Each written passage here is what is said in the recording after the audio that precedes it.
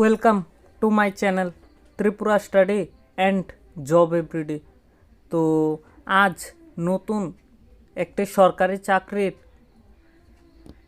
Merit list প্রকাশিত হয়েছে।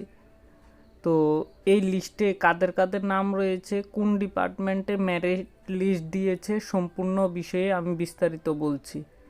তো এটি পিডব্লিউডি ডিডব্লিউএসএ নিয়োগের মেরিট লিস্ট প্রকাশিত হয়েছে। প্রথমটির মধ্যে 58 জন নিয়োগ করা হয়েছে। তো এটির মধ্যে রাজেশ দে, প্রসেনজিৎ দাস, রোহিত শর্মা, সোনভ মজুমদার, সুমন দেবনাথ, তো সবগুলোই নিয়োগ করা হয়েছে। টোটাল 58 জন। এদের মধ্যে আমি সকলের নাম বলতে পারছি না, কারণ ভিডিও বেশি বড় হয়ে যাবে।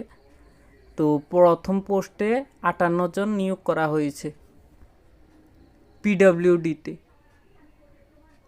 দ্বিতীয় পোস্টে লোক নিয়োগ করা হয়েছে 49। তো 49 জনের মেরিট লিস্ট প্রকাশিত হয়েছে ত্রিপুরা গভর্নমেন্টের তরফ থেকে। টোটাল 3টি স্টেজে নিয়োগ করা হয়েছে। সকলেই পিডব্লিউডিতে চাকরি পেয়েছে। তো থার্ড স্টেজের মধ্যে 18 জন নিয়োগ করা হয়েছে পিডব্লিউডিতেই। আর তোমাদের স্পেশাল এক্সিকিউটিভ আর ত্রিপুরা পুলিশ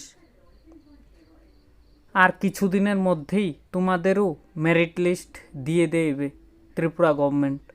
তো ত্রিপুরা পুলিশের ভাইভাস শেষ হবে ডিসেম্বরে। তো জানুয়ারিতে তোমাদের মেরিট লিস্ট প্রকাশিত হয়ে যাবে আশা করা যায়।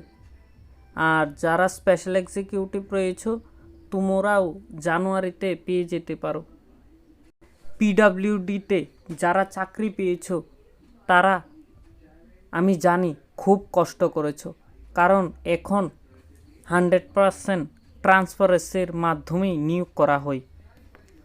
তো যারা যারা এই পিডব্লিউডিতে চাকরি পেয়েছ তাদের জন্য আমার শুভেচ্ছা রইল। তো তোমাদের নিয়োগ সম্ভবত আগরতলায় হতে পারে বেশিরভাগ ভাই বোনদের। তো তোমাদের চাকরির জন্য অল দ্য বেস্ট।